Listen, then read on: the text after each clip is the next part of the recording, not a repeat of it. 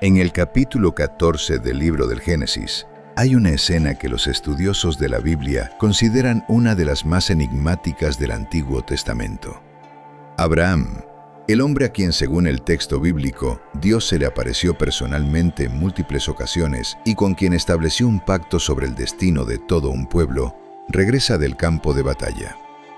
Acaba de derrotar a 4 reyes, ha liberado a su sobrino y ha recuperado a todos los cautivos.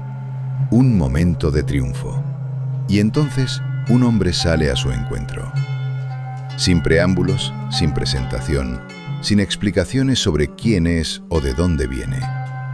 El texto simplemente informa. Y Melquisedec, rey de Salem, sacó pan y vino.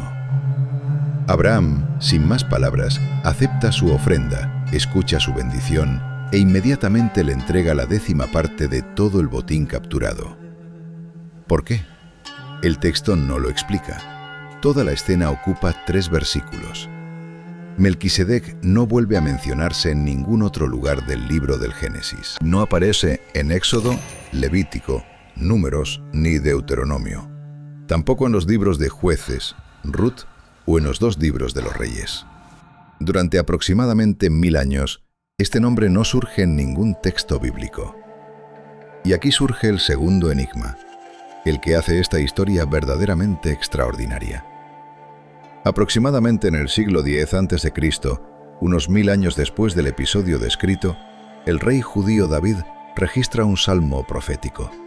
En este salmo, que figura en la numeración de la Biblia hebrea como el 110, Dios pronuncia un juramento. No una promesa, ni una instrucción, sino precisamente un juramento, lo cual, en el texto bíblico, es una forma de afirmación suprema. Y el contenido de este juramento ha asombrado a los lectores durante 2500 años. Dios jura que cierto futuro sacerdote real será sacerdote para siempre, según el orden de Melquisedec. El nombre del hombre que apareció durante 3 versículos en el capítulo 14 del Génesis y desapareció sin dejar rastro. 1000 años después, se encuentra en el centro de un juramento profético sobre quien ha de venir. ¿Por qué precisamente este hombre? ¿Qué había en su breve aparición que resultó tan significativo que un milenio después se convirtió en el modelo para describir a un personaje completamente diferente? En este video recorreremos los textos bíblicos, examinaremos el debate histórico y religioso en torno a la figura de Melquisedec.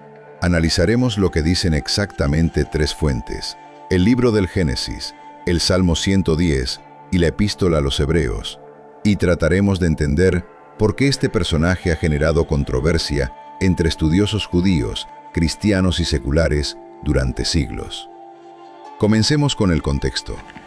Para entender el significado del encuentro entre Abraham y Melquisedec, debemos saber lo que lo precedió. El capítulo 14 del Génesis comienza con una guerra. No es una guerra metafórica ni una escaramuza menor entre tribus vecinas. El texto describe un conflicto militar a gran escala con la participación de varios estados. Por un lado, la alianza de 4 reyes del oriente: Kedorlaomer, rey de Elam; Tidal, rey de Goyim; Amrafel, rey de Sinar; y Arioc, rey de Elazar. Por el otro, la alianza de 5 reyes de las ciudades occidentales del Valle del Jordán, incluidos los reyes de Sodoma y Gomorra. La ventaja claramente no estuvo del lado de la alianza occidental. Las tropas de los 4 reyes derrotaron a sus oponentes en el Valle de Sidim, capturaron caravanas y prisioneros. Y entre los cautivos estaba Lot, el sobrino de Abraham, que vivía en Sodoma. Cuando la noticia llegó a Abraham, actuó de inmediato. El texto bíblico informa que tenía 318 guerreros entrenados, nacidos en su casa. Los armó y salió en su persecución. Llegó hasta Dan, al norte del país, donde dividió sus fuerzas por la noche y atacó desde varios frentes a la vez. El ataque nocturno le dio la ventaja de la sorpresa. El enemigo fue derrotado, Lot y su familia fueron liberados y todo el ganado y las propiedades capturadas fueron recuperados. Para entender lo que sigue, son importantes 2 circunstancias. Primera, Abraham no era un comandante militar profesional en el sentido en que se usa la palabra para los gobernantes de grandes estados. Era un nómada rico, dueño de rebaños y con una guardia armada. Derrotar a 4 reyes con 300 guerreros es un resultado poco común. El texto no lo explica matemáticamente, simplemente registra el resultado. Segunda, Abraham regresaba a través del valle. Precisamente en ese momento ocurre el encuentro que se convertiría en objeto de debate durante siglos. Y Melquisedec, rey de Salem, sacó pan y vino. Eso es todo lo que se dice sobre su aparición. Ninguna introducción, ninguna historia previa, ninguna indicación de cómo llegó al lugar correcto en el momento correcto. Tomemos primero lo que sí se dice sobre él. No es tampoco, aunque presentado de manera escueta. Melquisedec. El nombre en hebreo es compuesto. Melech, rey, Cedec, justicia. Traducción literal, rey de justicia. En la tradición hebrea, los nombres a menudo tenían un significado programático. El nombre describía la personalidad o el propósito. Milenios después, rabinos y teólogos analizarían la etimología de este nombre como una de las claves para entender todo el episodio. Rey de Salem. Salem. La mayoría de los investigadores, durante siglos, han identificado este topónimo con Jerusalén, más precisamente con su nombre más antiguo. El Salmo 76, en su primer verso, establece directamente la equivalencia. Conocido en Judá es Dios. En Israel, grande es su nombre. Y en Salem está su tabernáculo. Algunos investigadores prefieren una interpretación más cautelosa, señalando que podría referirse a otro Salem mencionado en otras partes del Antiguo Testamento. Pero la tradición de identificarlo con Jerusalén es sólida y se remonta a la antigüedad. Sacerdote del Dios Altísimo.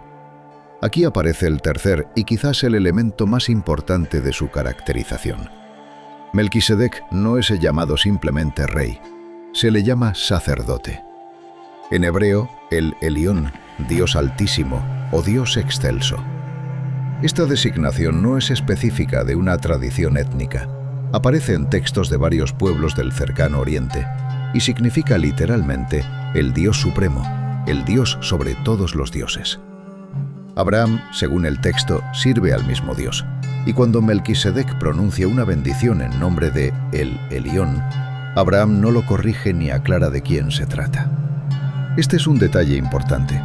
Significa que Abraham reconoce en Melquisedec a un hombre que sirve al mismo Dios que él. No son de diferentes mundos religiosos, son del mismo. El cargo de sacerdote y el de rey se combinaban en Melquisedec en una sola persona. Para entender lo poco común que era esto, es necesario conocer el contexto religioso-político de las sociedades del cercano Oriente en la Edad del Bronce. En la mayoría de los estados del cercano Oriente de esa época, las funciones del rey y el sacerdote estaban estrictamente separadas. El rey gobernaba el estado, dirigía el ejército, administraba justicia. El sacerdote realizaba rituales, ofrecía sacrificios, servía de intermediario entre el Dios y el pueblo. Estos roles podían superponerse parcialmente. Por ejemplo, en Egipto, el faraón teóricamente era considerado hijo de un dios y realizaba funciones sacerdotales en rituales especiales. Pero por lo general, una persona específica era o rey o sacerdote. En la posterior tradición israelita, establecida en la época de Moisés, esta separación se consolidó de manera rígida. El sacerdocio pertenecía exclusivamente a los levitas, descendientes de la tribu de Leví, y dentro de esa tribu, específicamente al linaje de Aarón. De los descendientes de Aarón salían los sacerdotes, y solo ellos tenían derecho a realizar el servicio divino. Los reyes provenían de la tribu de Judá. La mezcla de estos roles se castigaba. Un precedente histórico, registrado en el segundo libro de Crónicas, es la historia del rey Uzías. Cuando decidió ofrecer incienso personalmente en el templo, cumpliendo así la función de sacerdote, el texto informa que inmediatamente fue afligido con lepra y pasó el resto de su vida con esa enfermedad. Dentro de este sistema de coordenadas, Melquisedec es una figura imposible. Es un rey y sacerdote. No es de la tribu de Leví. Leví aún no había nacido. No es de Israel. En el momento en que ocurre este encuentro, Israel como pueblo aún no existe. Melquisedec gobierna Salem, una ciudad que en ese periodo era cananea. Sin embargo, Abraham reconoce inmediatamente su autoridad. Este reconocimiento no se expresa en palabras, sino en acción. El pan y el vino que Melquisedec sacó al encuentro de Abraham son objetos, por un lado, simples hasta lo cotidiano, y por otro, con una carga simbólica estable en las culturas del mundo antiguo. El pan era el alimento básico. Ofrecer pan a un viajero era un gesto de hospitalidad, un reconocimiento de su dignidad humana. En un contexto más solemne, compartir pan significaba establecer una alianza, consolidar relaciones. Cuando en el Antiguo Oriente se celebraba un tratado, a menudo se sellaba con una comida compartida. Compartir la comida significaba asumir obligaciones hacia el otro. El vino en la cultura del cercano Oriente de la Edad del Bronce era una bebida festiva, de estatus. Se asociaba con la celebración, la abundancia, los momentos especiales. No se bebía todos los días. Aparecía en la mesa en ocasiones especiales. Los investigadores que han abordado este texto en diferentes épocas han señalado lo mismo. El pan y el vino no son solo un refrigerio para guerreros cansados. Es un gesto ritual con significado religioso. Melquisedec no solo alimenta a Abraham, realiza algo que suele denominarse un acto sagrado. Después del refrigerio viene la bendición. Las palabras que pronuncia Melquisedec son breves y precisas. Bendito sea Abraham del Dios Altísimo, creador de los cielos y de la tierra, y bendito sea el Dios Altísimo, que entregó tus enemigos en tu mano. En la primera frase dirige a Abraham palabras de Dios, santificando la victoria. En la segunda, redirige la alabanza del hombre hacia Dios. Aquí es importante entender un principio que en el mundo bíblico se daba por sentado. Quien tiene mayor autoridad espiritual, bendice a quien tiene menor. Abraham, el hombre elegido por Dios, progenitor de un pueblo, padre de la fe, como lo llama la tradición posterior, no es una figura común. Sin embargo, es él quien recibe la bendición de Melquisedec y no al revés. Este es un reconocimiento tácito de la jerarquía. Abraham responde con una acción. Él le dio el diezmo de todo. Esta es la primera mención de la práctica del diezmo en el Antiguo Testamento. Nadie se lo pidió. No existía una ley que lo obligara a dar el diezmo. La Torá con sus reglas aparecería varios siglos después. Abraham actuó por su propia voluntad. Dio voluntariamente el 10% del botín a un hombre a quien veía por primera vez en su vida. ¿Qué lo motivó exactamente a hacer esto? El texto bíblico no da respuesta. Simplemente registra, Abraham dio. Y por lo tanto, en este hecho los investigadores ven la prueba más importante de que Abraham reconoció en Melquisedec una autoridad sacerdotal genuina. Inmediatamente después del episodio con Melquisedec, el texto describe el encuentro de Abraham con el rey de Sodoma. Esta es una escena paralela y suele leerse en contraste con la anterior. El rey de Sodoma le ofreció a Abraham quedarse con todos los bienes capturados, solo que devolviera a los prisioneros. Esto parecía una oferta generosa. Abraham acababa de recuperar todo lo que los babilonios se habían llevado de Sodoma. Por derecho del vencedor, todo le pertenecía a él. El rey de Sodoma magnánimamente renunciaba a sus reclamos. Abraham se negó. Y lo hizo con una formulación notable. Juró por el Dios Altísimo que no tomaría ni un hilo, ni una correa de calzado, para que nadie pudiera decir que lo había enriquecido. 2 reyes, 2 ofertas, 2 respuestas. A uno Abraham aceptó regalos y le dio a él. Al otro le negó cualquier dádiva. Los lectores de este texto a lo largo de los siglos han prestado atención a la ubicación de las 2 escenas una junto a la otra.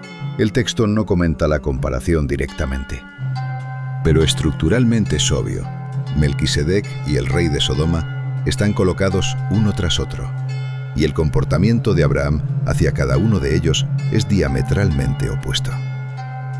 Ahora debemos hablar del silencio. Después de que Abraham da el diezmo y se despide del rey de Sodoma, Melquisedec desaparece del texto, por completo. Ya no se menciona en el resto del Génesis, y allí aún ocurren muchos eventos, docenas de capítulos. No se menciona en Éxodo, donde se describe la liberación de los israelitas de Egipto. En Levítico, el libro de las leyes del sacerdocio. En Números y Deuteronomio. En los libros históricos, Josué, Jueces, ambos libros de Samuel. No hay una palabra sobre él durante aproximadamente 1000 años. El texto no registra su muerte. En Génesis se registran cuidadosamente las fechas de nacimiento y muerte de los patriarcas, su edad, el lugar de sepultura. Sobre Abraham está escrito: los años de la vida de Abraham fueron 175 años, y el lugar de su sepultura se indica con precisión. Melquisedec muere sin palabras. O no muere. El texto simplemente calla. Este silencio en sí mismo es objeto de análisis. En la sociedad del antiguo Cercano Oriente, documentar la genealogía era importante no solo por orden. La genealogía determinaba la legitimidad. Un rey necesitaba probar su derecho al trono. Un sacerdote necesitaba probar su descendencia del linaje correcto. Sin genealogía no había gobierno legítimo ni servicio legítimo. Cuando los judíos regresaron del cautiverio babilónico, alrededor del siglo V a.C., aquellos que reclamaban estatus sacerdotal, pero no podían probar su descendencia, fueron excluidos. El libro de Esdras menciona explícitamente este caso. Algunas personas buscaron su registro genealógico y no fue hallado, por lo cual fueron excluidos del sacerdocio. Melquisedec aparece sin ninguna genealogía. Sin padre, sin madre, sin abuelo. Sin tribu, sin clan, sin pueblo.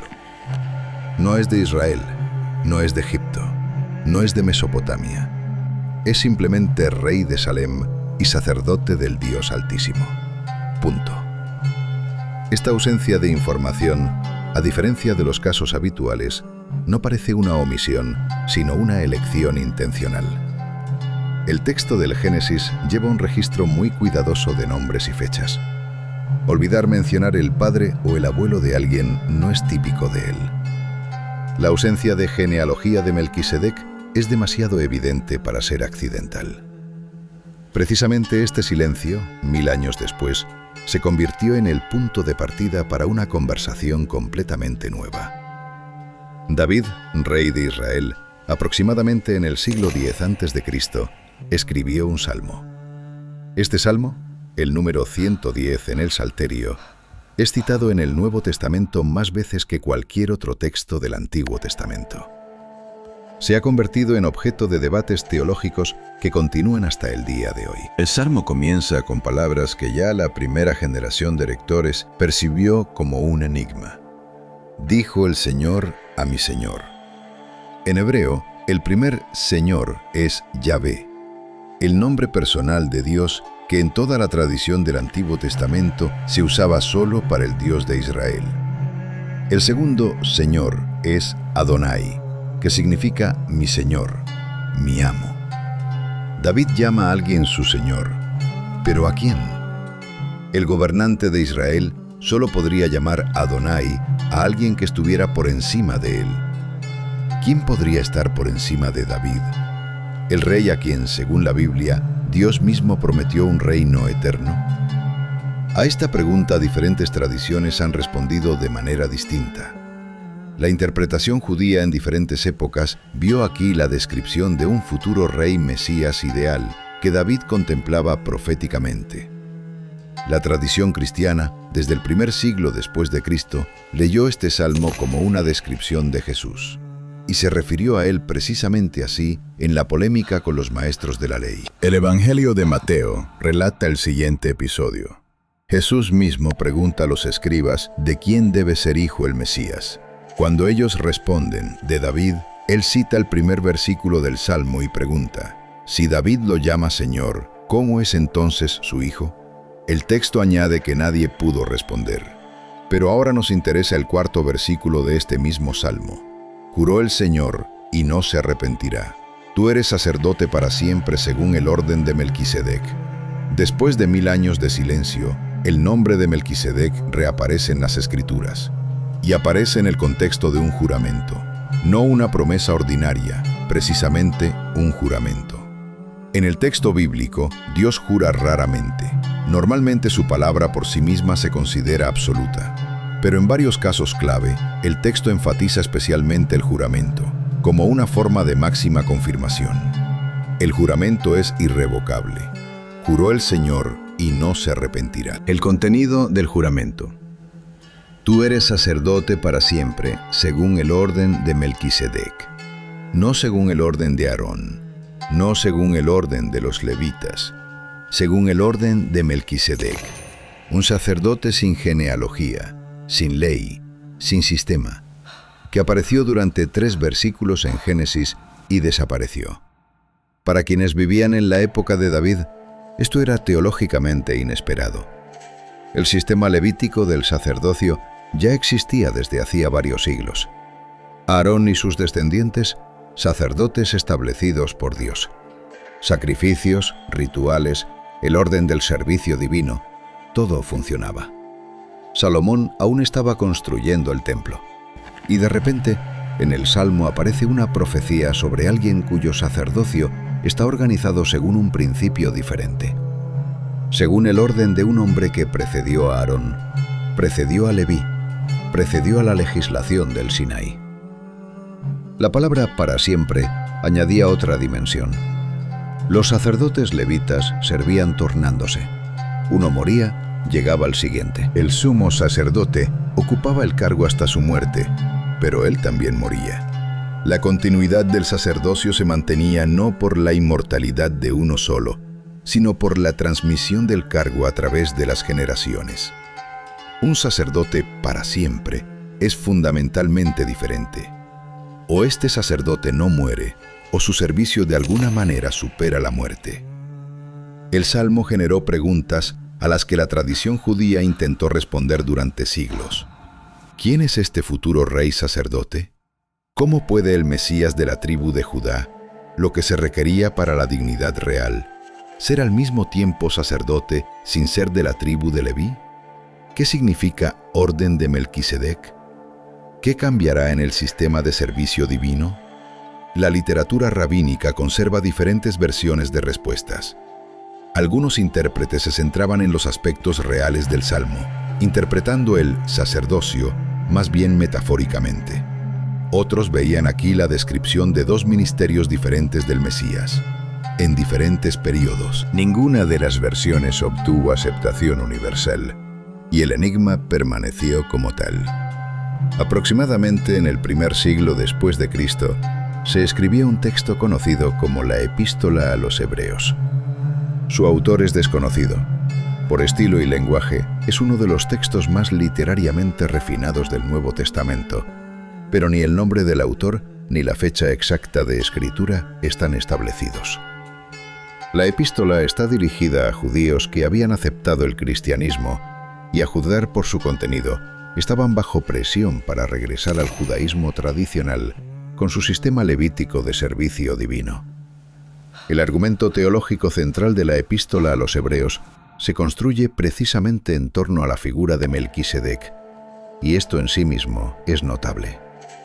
De todo el rico material del Antiguo Testamento, el autor elige precisamente esta figura enigmática como clave para explicar cómo Jesús, sin ser del linaje de Aarón, puede considerarse sumo sacerdote. El capítulo 7 de la Epístola a los Hebreos desarrolla un análisis detallado del episodio del Génesis y del Salmo 110. Comencemos con el argumento sobre el significado del nombre. Melquisedec, rey de justicia. Rey de Salem, rey de paz, ya que Shalom significa paz. El autor de la epístola enfatiza, primero, según la significación de su nombre, rey de justicia, y luego también rey de Salem, esto es, Rey de Paz. Esto no es solo etimología, es una indicación del carácter de aquel a quien, según el autor, la figura de Melquisedec anticipa. Luego, el punto clave, el autor llama la atención sobre lo que no está en el texto. Sin padre, sin madre, sin genealogía, que ni tiene principio de días, ni fin de vida, sino hecho semejante al Hijo de Dios, permanece sacerdote para siempre. Esto no es una afirmación de que Melquisedec fuera un ser eterno o que careciera de padres como ser humano. Es un argumento teológico basado en el silencio. El hecho de que el texto del Génesis omite intencionalmente su origen y muerte lo convierte en una imagen de un sacerdote cuyo servicio no está condicionado ni por el origen ni por la finitud de la vida. A continuación, el autor construye un argumento de prioridad. Abraham es el progenitor de Israel. Leví es su bisnieto. Cuando Abraham dio el diezmo a Melquisedec, Leví aún no existía. Estaba en los lomos de su padre, como expresa el texto, es decir, entre los futuros descendientes de Abraham. Por lo tanto, en cierto sentido, todo el futuro linaje sacerdotal levítico, a través de su antepasado Abraham, reconoció la superioridad de Melquisedec. El sistema que apareció más tarde y del cual los lectores de la epístola sentían la tentación de depender, a través de su antepasado, ya había atestiguado la superioridad de otro orden. Este es un argumento en categorías de jerarquía comprensibles para los lectores de esa época. Quien recibe el diezmo es superior. Quien bendice es superior. Luego, el autor plantea una pregunta que, según su lógica, debería ser irresistible para cualquier lector atento de la Biblia. Si, pues, la perfección fuera por el sacerdocio levítico, porque bajo él recibió el pueblo la ley, ¿qué necesidad habría aún de que se levantase otro sacerdote según el orden de Melquisedec y que no fuese llamado según el orden de Aarón? El hecho mismo de que la profecía en el Salmo 110 predijera la aparición de un sacerdote de un orden diferente, no el de Aarón, testifica, según el autor, que el sistema levítico tenía limitaciones que no podía superar. ¿Qué limitaciones exactamente? El autor las nombra directamente. Los sacerdotes levitas son mortales. Los reemplazaba la siguiente generación. Los sacrificios necesitaban repetirse, diarios, anuales, incesantes. Los propios sacerdotes eran personas que compartían las debilidades de aquellos a quienes servían y necesitaban sacrificios por sus propios pecados antes de poder ofrecer sacrificios por el pueblo. El sistema era una sombra de lo futuro, una imagen de lo que había de venir, pero no la realidad misma. Este análisis en la epístola a los Hebreos, independientemente de si se comparten o no sus conclusiones teológicas, representa uno de los intentos más consistentes de explicar el significado teológico del breve episodio con Melquisedec en Génesis y su conexión con el Salmo 110. No menos interesante es el debate sobre la naturaleza misma de Melquisedec, que se llevó a cabo en diferentes tradiciones.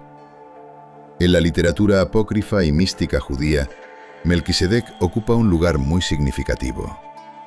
Los rollos del Mar Muerto, textos descubiertos en las cuevas cerca del Mar Muerto en los años 40 y 50 del siglo XX y datados aproximadamente entre el siglo II a.C. y el I después de Cristo, contienen un texto especial conocido como 11Q Melquisedec. En él, Melquisedec es presentado como un personaje celestial relacionado con el día del juicio y la liberación de Israel. Este texto demuestra que la imagen de Melquisedec en la tradición judía de ese periodo estaba mucho más desarrollada que en el texto canónico del Antiguo Testamento. En la literatura rabínica del Midrash Bereshit Rabbah, Melquisedec es identificado con Sem, el hijo mayor de Noé. Esto permitía integrarlo en la genealogía de los patriarcas bíblicos, explicando así cómo podía servir al Dios de Abraham antes de la aparición del propio Abraham. Pero otros rabinos no aceptaban esta opción, prefiriendo dejar la pregunta abierta. En el pensamiento cristiano temprano, la cuestión de la naturaleza de Melquisedec también se resolvía de diferentes maneras.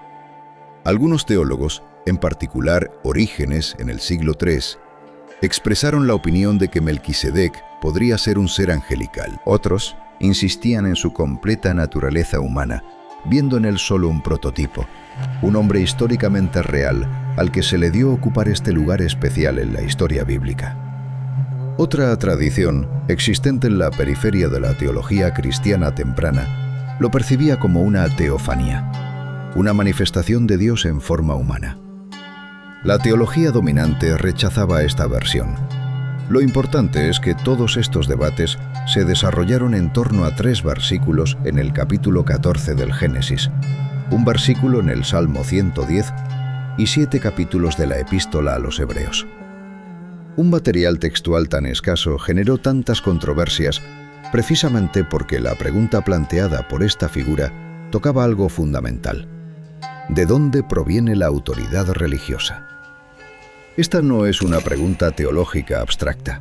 Tiene una dimensión bastante concreta. En la estructura del pensamiento religioso del cercano Oriente de la Edad del Bronce, la autoridad del sacerdote estaba determinada por su origen. Sirves a un Dios, porque tu padre sirvió a ese Dios, y su padre sirvió antes que él. La genealogía era una cadena de transmisión de legitimidad. Precisamente por eso el Código Levítico documentaba tan cuidadosamente los linajes sacerdotales, y precisamente por eso la pérdida de los documentos genealógicos privaba a los descendientes de Aarón del derecho a servir. Melquisedec rompe esta lógica. Aparece sin documentación. Abraham, sin embargo, lo acepta como portador de una autoridad genuina. ¿Sobre qué base? Esta pregunta, la Epístola a los Hebreos la formula a través de la imagen del orden. El orden de Melquisedec es un orden de sacerdocio no condicionado ni por el origen, ni por la ley, ni por el sistema, sino por algo más. El autor lo llama el poder de una vida indestructible, refiriéndose a que el sacerdocio, según este orden, está determinado no por la familia en la que uno nació, sino por cuál es su propia naturaleza. Dentro de la teología cristiana, este argumento se aplicó a Jesús. Él es de la tribu de Judá, no del linaje de Aarón, y por lo tanto, según el sistema levítico, no podía ser sacerdote. Pero el Salmo 110 profetizaba sobre un sacerdote según un orden diferente, el orden de Melquisedec. Este argumento ocupó un lugar central en la apologética cristiana temprana, dirigida a aquellos criados en la tradición judía. Para el investigador independiente, la observación importante aquí es la siguiente. La existencia misma de una profecía sobre un sacerdote de otro orden en un texto aceptado en el canon judío mucho antes de la aparición del cristianismo es un hecho textual, independientemente de cómo se interprete. El Salmo 110 es parte de la Biblia hebrea. El 4º versículo de este salmo habla de un sacerdote según el orden de Melquisedec.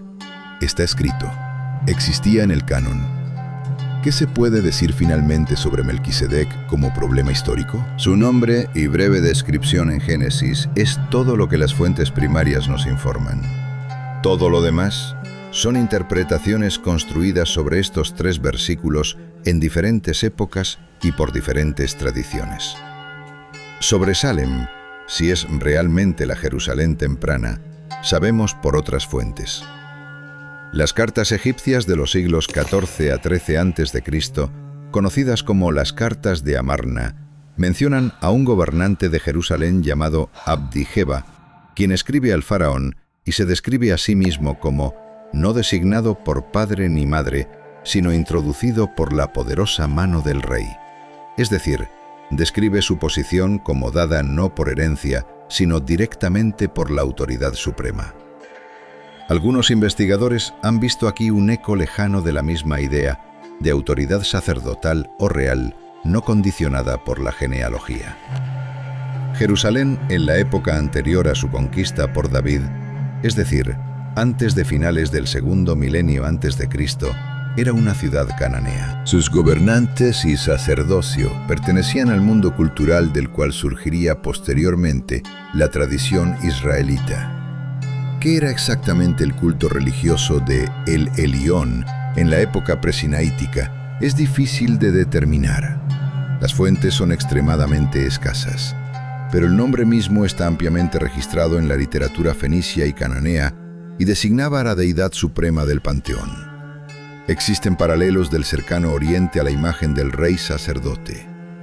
En la literatura ugarítica, textos de la ciudad norte siria de Ugarit, excavada en el siglo XX, aparece un rey que simultáneamente desempeña funciones sacerdotales.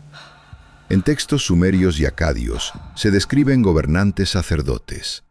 En la tradición egipcia, el faraón combinaba ambos estatus. Melquisedec, por lo tanto, encaja en un panorama cultural más amplio del cercano oriente, donde la separación de las funciones reales y sacerdotales no era universal. Lo que sigue siendo una pregunta es la intencionalidad de la estructura de su aparición en Génesis. ¿Es casual que no tenga genealogía o es una elección editorial? ¿Es casual que no haya registro de su muerte o también es una omisión intencional? A nivel de la historia de la edición de los textos del Pentateuco, los investigadores tienden a creer que la ausencia de estos datos es precisamente una elección y no una omisión. El Salmo 110, un texto datado aproximadamente en el siglo X a.C., realmente plantea la cuestión de la naturaleza de un sacerdocio no condicionado por el origen. Esta es una pregunta que no perdió relevancia incluso en sistemas religiosos posteriores. ¿En qué se basa la autoridad espiritual? ¿En la genealogía?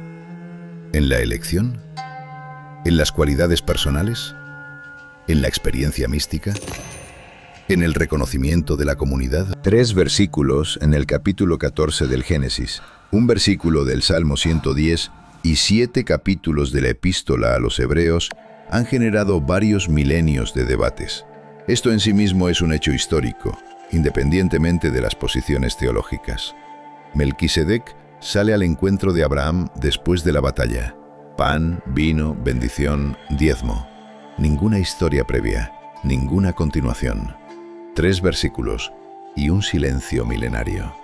Luego, una voz desde el milenio. Tú eres sacerdote para siempre según el orden de Melquisedec. Luego, otro milenio. Y nuevamente, un regreso a este nombre como clave. 3 apariciones, 3 textos, 3 épocas. Una pregunta. ¿Qué había exactamente en ese breve episodio, en el polvoriento camino después de la batalla, que le permitió tener tanto peso en las páginas de la historia? La historia no siempre se mide por la cantidad de páginas. A veces, lo más significativo ocupa 3 versículos y durante milenios no suelta a quienes los han leído. Para apreciar más plenamente el enigma de Melquisedec, vale la pena detenerse en varios aspectos que rara vez se mencionan en los relatos superficiales de esta historia. El primero de ellos es el papel del pan y el vino en el contexto del simbolismo bíblico y en un horizonte histórico más amplio. El refrigerio que Melquisedec ofreció a Abraham se convirtió quizás en uno de los gestos más comentados en toda la literatura bíblica. Los exégetas cristianos tempranos, desde Clemente de Alejandría a finales del siglo II hasta Cipriano de Cartago en el siglo III, vieron en el pan y el vino de Melquisedec un prototipo de la Eucaristía, el sacramento central cristiano. Esta aproximación se basa en una simple observación. El pan y el vino en la Eucaristía son los mismos 2 elementos. Melquisedec es el sacerdote que los ofrece. Abraham es quien los acepta. La tradición rabínica interpretó este gesto de manera diferente. El Midrash consideraba el pan y el vino principalmente como un acto de hospitalidad y alimento para guerreros cansados, enfatizando el aspecto práctico, no el simbólico. Algunos comentarios rabínicos señalaban que Dios, según la tradición posterior, alimentaría a los justos en el mundo venidero, con pan y vino. En esta perspectiva, el gesto de Melquisedec se percibía como un anticipo del banquete escatológico. Lo que es indudable desde el punto de vista histórico es que el pan y el vino en las culturas de la Edad del Bronce del Cercano Oriente tenían una carga semántica estable. En los textos ugaríticos, una de las colecciones más significativas de literatura cananea, descubierta en el siglo XX, los dioses se ofrecen pan y vino en banquetes. Compartir una comida significaba establecer una relación. Ofrecer pan y vino a quien regresa de la guerra no es solo comida, es un reconocimiento.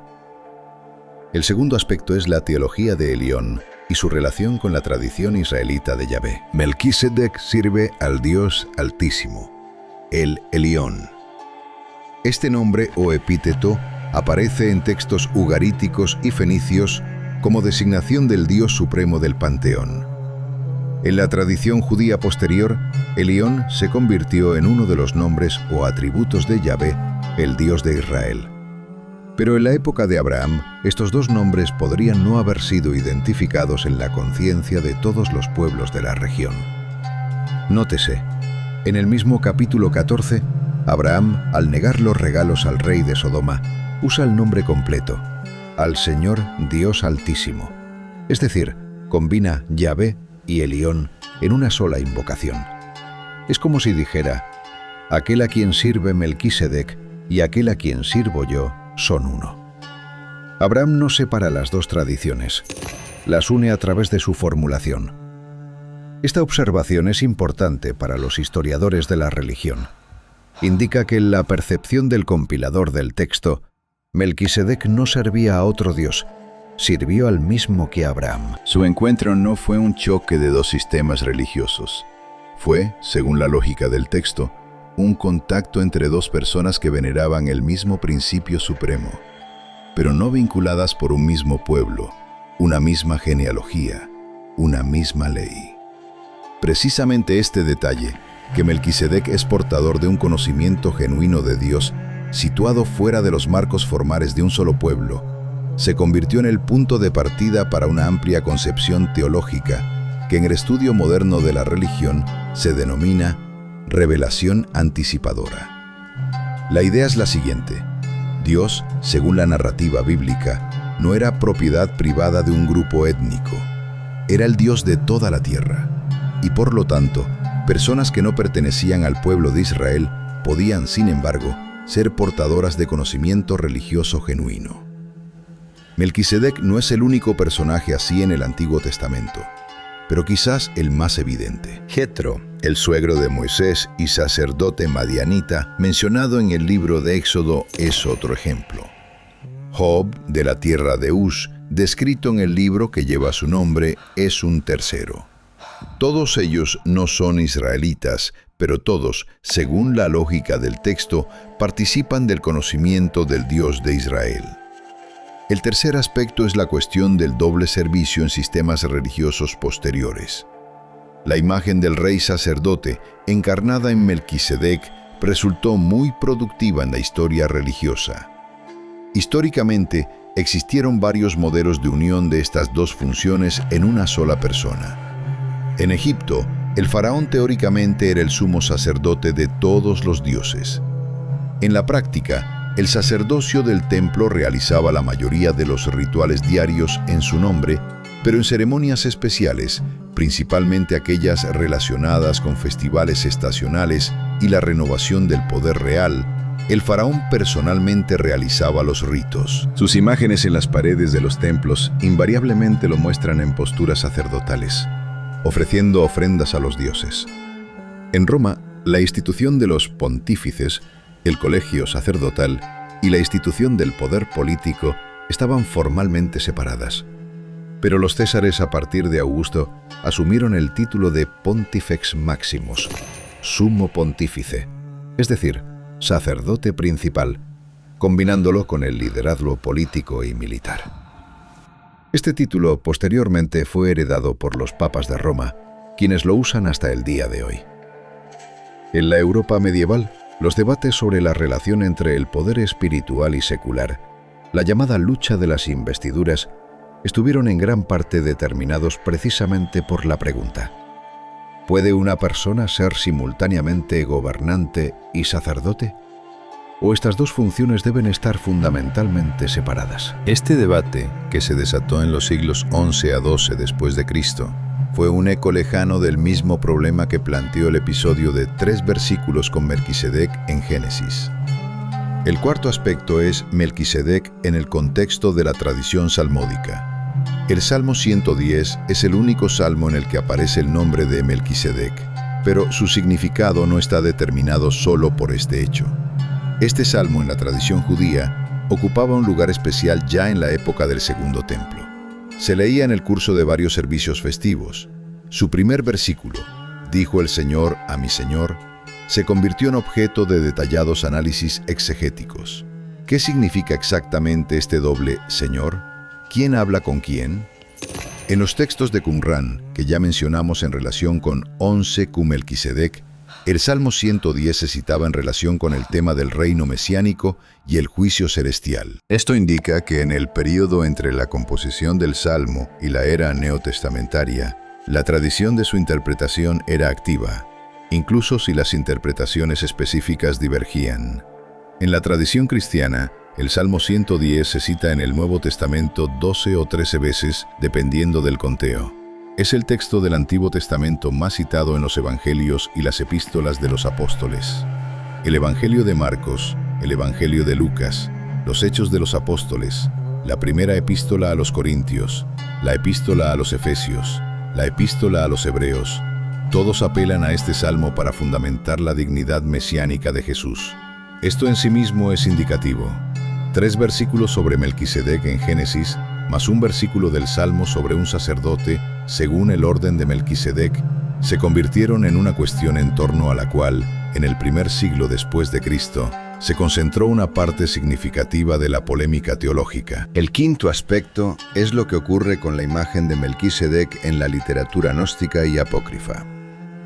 En uno de los textos descubiertos en Nag Hammadi, un archivo egipcio de manuscritos gnósticos del siglo IV después de Cristo, hay un tratado directamente titulado Melquisedec.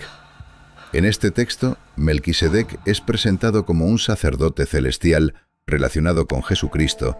De hecho, se equiparan o identifican. El texto está escrito en la tradición cristiano-gnóstica y contiene motivos atípicos para el cristianismo normativo de esa época. En varios otros textos gnósticos y apócrifos, Melquisedec aparece como un arconte celestial, uno de los gobernantes angelicales, o como un gran sumo sacerdote de las esferas angelicales. Esta dirección de interpretación esencialmente deshistorizó a Melquisedec, transformándolo de una figura histórica concreta en un principio metafísico. La teología ortodoxa, tanto judía como cristiana, en general se resistió a esta dirección, insistiendo en la realidad histórica de Melquisedec como una persona concreta que vivió en una época concreta. El sexto aspecto es la comparación de la argumentación de la epístola a los hebreos con cómo se resolvían preguntas similares en textos judíos del mismo período. La epístola a los hebreos en su argumentación utiliza un método de interpretación ampliamente aplicado en la exégesis judía del primer siglo. Se conoce con el nombre hebreo Midrash, literalmente investigación, interpretación profunda. Una de sus técnicas es la interpretación basada en lo que el texto dice, y otra, la interpretación basada en lo que no dice. Precisamente esta segunda técnica aplica el autor de la epístola a los hebreos cuando discute sobre Melquisedec. El hecho de que su genealogía no se mencione en sí mismo dice algo importante. Este mismo método se aplicaba en la literatura judía intertestamentaria. Por ejemplo, en los textos de Filón de Alejandría, filósofo judío del siglo I a.C., siglo I después de Cristo. Filón también interpretaba alegóricamente a los personajes del Antiguo Testamento, viendo en ellos no solo personas históricas, sino también símbolos de estados espirituales.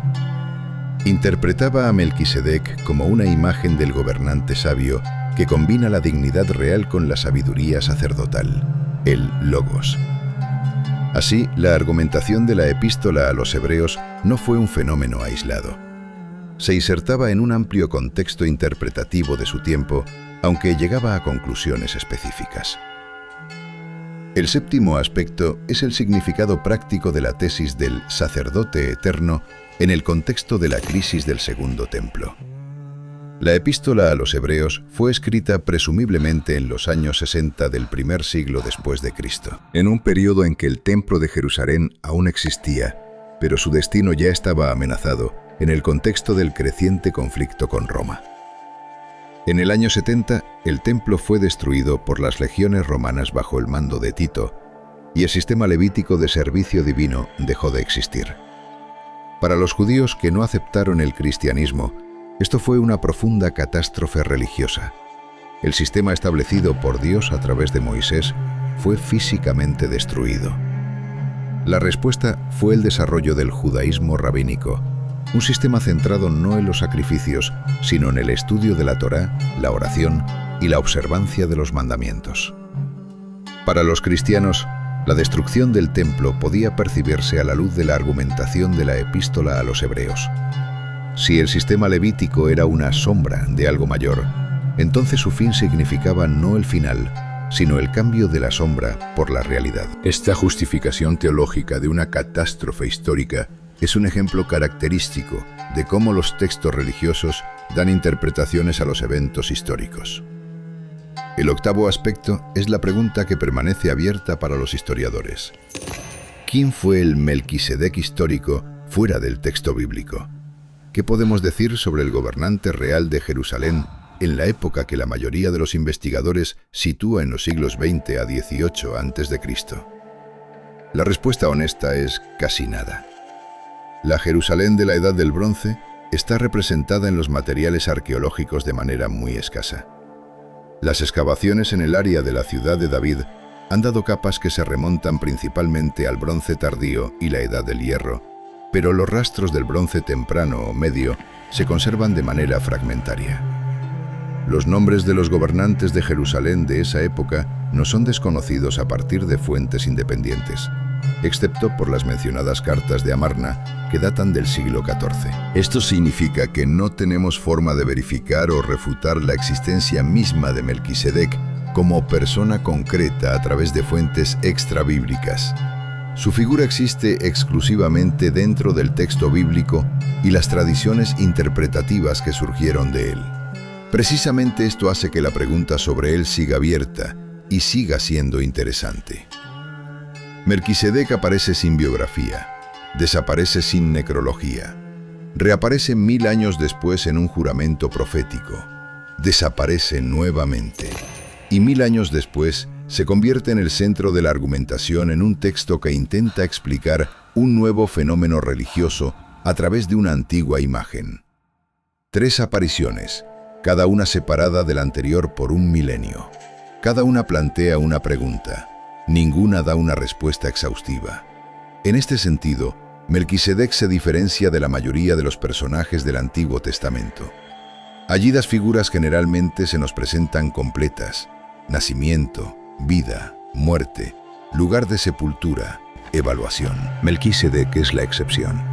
Aparece justo lo suficiente para plantear una pregunta, y justo lo suficiente para que esta pregunta no pueda responderse sin salir del texto mismo. Esta propiedad lo hace especialmente atractivo para los intérpretes de todas las épocas. Un texto que no lo dice todo siempre invita a conjeturar. Y precisamente en esta invitación vive la historia de Melquisedec desde hace 3000 años. Pan, vino, bendición, diezmo. 3 versículos. Silencio milenario. Juramento profético. Otro milenio. Tratado teológico sobre el sacerdocio eterno. Y aún, ni respuesta a la pregunta de quién era, ni indicación de dónde buscar esa respuesta.